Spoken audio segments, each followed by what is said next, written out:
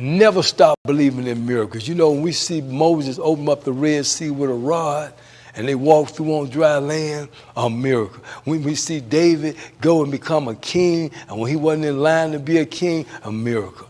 We go back see Joseph go from being a dreamer to being second in charge, a miracle. How did they do it, Lord? They went through the adversity to get to the opportunity that God had for them. David took him 16 years before he got his kingship. And we go back over to Joseph, took him 14 years before he got to his kingship. Moses took him 40 years in the desert before he got to his kingship. I want you to do something. Stop putting a timeline on God. Stop looking at where you are and thinking that's your final destiny. I want you to just keep going, keep believing, keep trusting. How you do that, Pastor? Operate with integrity, operate with love, believe what the word said, keep it in your mouth, be obedient to it, see it as a reality, and you will make your way prosperous. I want you to just get that down in your spirit. And you go back and I look at that and I think about what God told Joshua. Joshua was about to get transferred into the high-powered position that Moses has opened up the Red Sea with a rod and has stood up against Pharaoh, all kind of things. What a legacy they have to follow. But God told him, said, now I want you to understand something, son. It's not going to be by your strength. The might is going to be by my spirit. So how you keep my spirit activated in you, I want you to keep my word in your mouth. I want you to speak to the opposition. I want you to speak to your finances. I want you to speak to your sickness. I want you to speak to your family. I want you to speak to everything. And people are going to think you lost your mind, you're crazy. But say when you go home at night, disregard all the negative responses you got from people. I need you to lay down and meditate on it. Already see it as a reality, even before it happened. Then you wake up every day. I want you to be obedient to it. He said, then you will make your way prosperous. Not God making the way prosperous, but you making your way prosperous. I dare you to do something. I want you to start keeping his word in your mouth. What do you mean, Pastor? Well, when lack comes, you say he going to supply the need. When strength, you lacking strength. Through Christ's strength, I can do all things. When the enemy puts something in your path, no weapon formed against you, no problem. No foul tongue shall prevail. I condemn it. Move around, Satan. And when sickness come along, I'm already healed by the stripes of Jesus.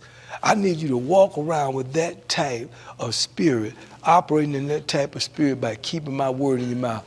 I want you to know that the miracle is going to come from your mouth. I want you to know life and death is in the power of the tongue, and you shall eat the fruit of whatever you say. Stop saying negative things. Stop saying what you see, feel, or think, and stop letting what you see in front of you or where you came from or what kind of background or education you have to dictate your future. I want you to know that's a lie from the devil. He came to steal, kill, and destroy.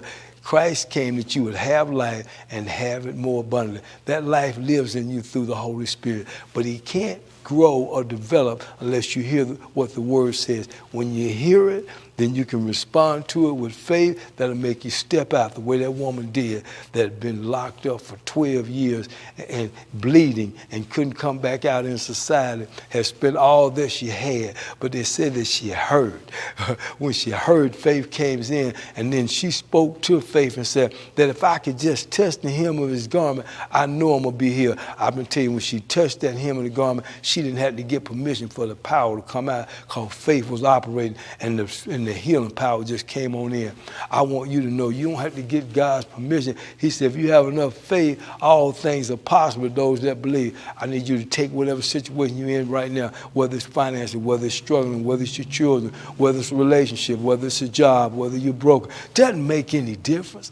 He said that all things are possible if you believe. Now, I want you to believe this. He said that if you believe in me, how about this?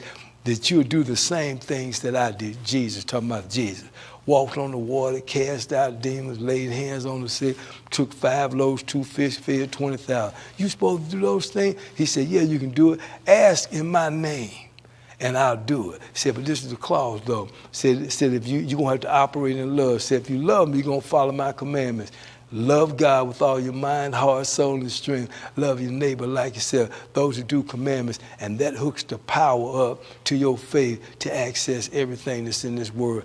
I want you to know, I'm going to close it this way, that every spiritual blessing in the heavenly realm is sitting there waiting for you to do what the word says, because you will have what it says. And here's what he says: it can't lie, it can't come back void.